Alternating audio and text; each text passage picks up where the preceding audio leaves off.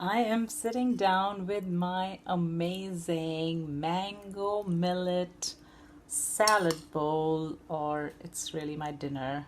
So let's get started on seeing how I made it. Let's assemble it together. So I took half an onion, about 1 cup of tomatoes, whatever, a handful of cilantro or coriander as you may call, 1 cucumber. I also cut up 1 mango. Now, if you don't want to use mango because it may not be the mango season, then you could use avocado, or you could use anything else to make it a little creamy. It could be shredded coconuts, or just use nothing. About half a cup of peas. Now I have frozen peas, so I'm gonna just add these peas into my millet that's nicely cooking away. It's almost done. As you will see, let's go on with this. So as you can see, it's kind of almost done, but it still needs a little more cooking because it's hard.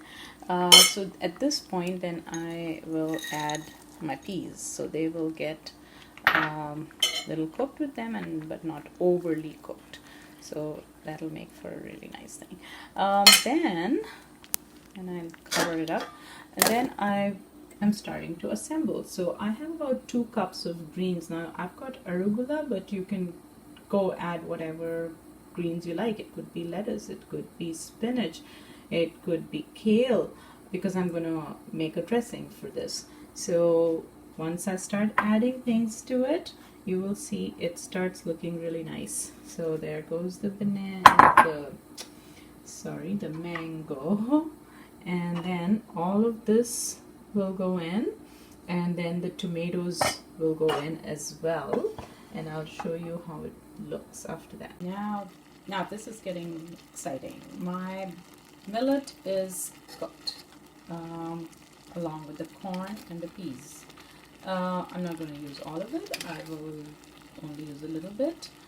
The rest of it will be saved for future recipes.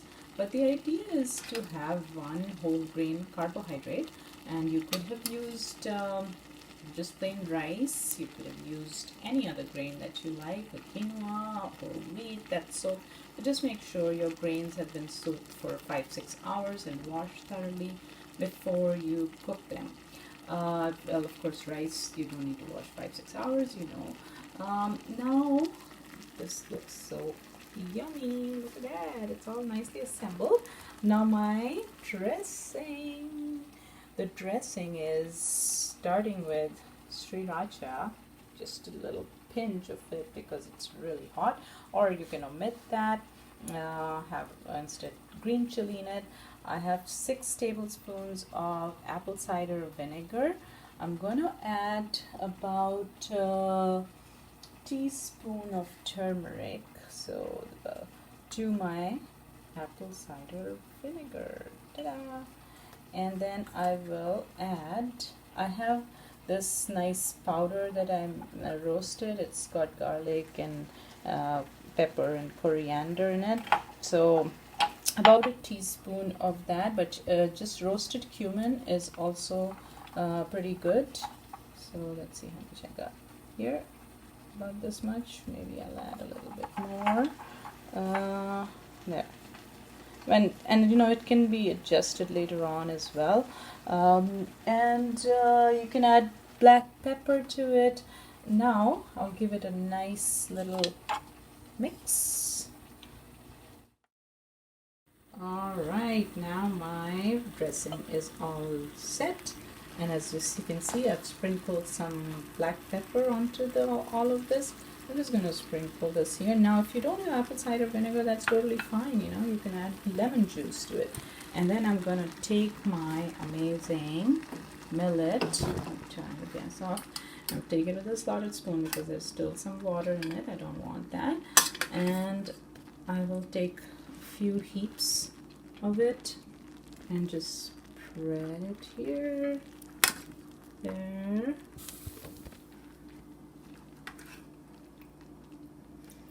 and I can take as many peas and corn as I like. I can take as much or as little as I like. And now is the time to just go happily mix everything up or leave it the way it was. So if you want a little bit of a presentation, but that's again the oil-free dressing made at home, very cheap to do it, and also gives you that dish that comes without oil. So I keep getting questions on why can I not add a little bit of oil. Well, of course you can, but the point is that we are trying to have at least one dish that comes without oil. And if you have any chronic conditions, you do want to start avoiding oil, because oils and fats in general, when they're isolated from their plant source, or they enhance insulin resistance, and insulin resistance is at the root cause of all the chronic diseases like diabetes, heart disease, arthritis.